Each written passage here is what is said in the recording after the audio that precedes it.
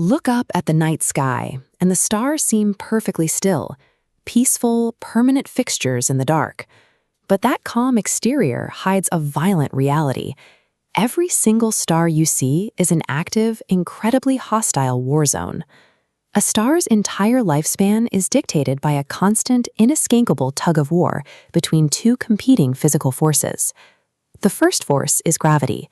Its immense mass creates a relentless inward pull, attempting to crush everything into the absolute center. Left unchecked, gravity would collapse the star instantly. But deep inside, thermonuclear fusion generates a massive outward radiation pressure, perfectly pushing back. As long as the inward pull and the outward push perfectly match, the star survives and remains stable. But this exact equilibrium relies entirely on a finite resource.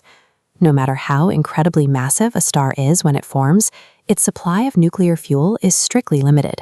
It is slowly burning through a reserve that cannot be replenished. Eventually, a critical moment arrives. The core runs out of material to fuse. The nuclear reaction stops, and outward radiation pressure instantly drops to zero. Without that outward push, the cosmic tug-of-war is completely over.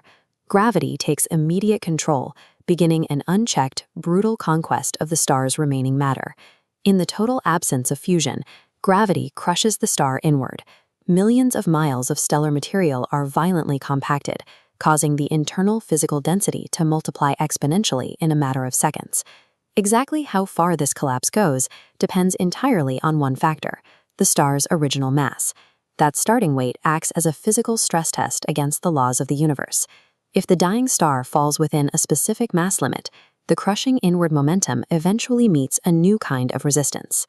The sheer physical pressure of the compacted matter becomes strong enough to hold gravity, leaving behind a highly dense object known as a white dwarf. The mathematical boundary determining if a star can stabilize is known as the Chandrasekhar limit, named for the astrophysicist who proved its existence. If the star's starting mass exceeds that limit, but stays under 3 times the mass of our Sun, gravity crushes right past the white dwarf stage. The electrons and protons are smashed together, creating a phenomenally dense neutron star, an object so extreme it's often referenced in pop culture as the cosmic forge for weapons like Thor's hammer. While white dwarfs and neutron stars are incredibly dense, they prove a crucial point.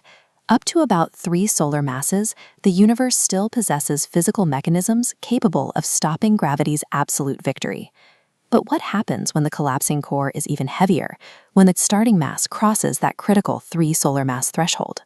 Past that specific boundary, the dying star has absolutely no structural options left. There is no atomic resistance and no physical force anywhere in the universe capable of pushing back.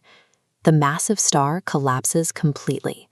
Millions of Earth masses of material are squeezed continuously inward until the entire star is compacted down into a physical object with essentially 0 radius. Taking millions of tons of mass and squeezing it into 0 physical space creates an object of infinite density. We call this a singularity. And at this precise microscopic point, our conventional rules of physics simply stop functioning. Reaching that state of infinite density marks the literal birth of a black hole, an object entirely defined by its complete departure from the normal rules of the universe. The singularity sits at the absolute dead center, but visualizing something infinitely small is difficult. To truly understand a black hole, we have to look outward to its area of influence. Surrounding the singularity is a theoretical boundary known as the event horizon. This is the exact distance where the gravitational pull becomes insurmountable. The rule of the event horizon is definitive. Once this invisible line is crossed, no physical object, radio signal, or even light can escape back into the universe. For decades, we only knew this boundary through complex mathematics. But recently, scientists managed to achieve the seemingly impossible and capture direct visual evidence of it. This photograph shows the definitive shadow of a black hole. Because the gravitational pull is so immense, we can clearly see the glowing ring of light from surrounding space bending around the edge, permanently outlining the point of no return. That boundary confirms the black hole as a literal one-way street in the cosmos. Matter travels in, and nothing comes back out. This creates an incredibly unique problem for astrophysicists. Because not even light can survive the return trip to carry information back to our telescopes, the actual interior of a black hole remains purely speculative. The most extreme theories suggest that falling through a singularity might not be an absolute end. There are models proposing that crossing that threshold could actually act as a gateway, depositing matter into a newly birthed universe. We currently have no data to prove it, and until physical evidence can somehow survive the journey back across the event horizon, the black hole will remain gravity's ultimate, unyielding secret.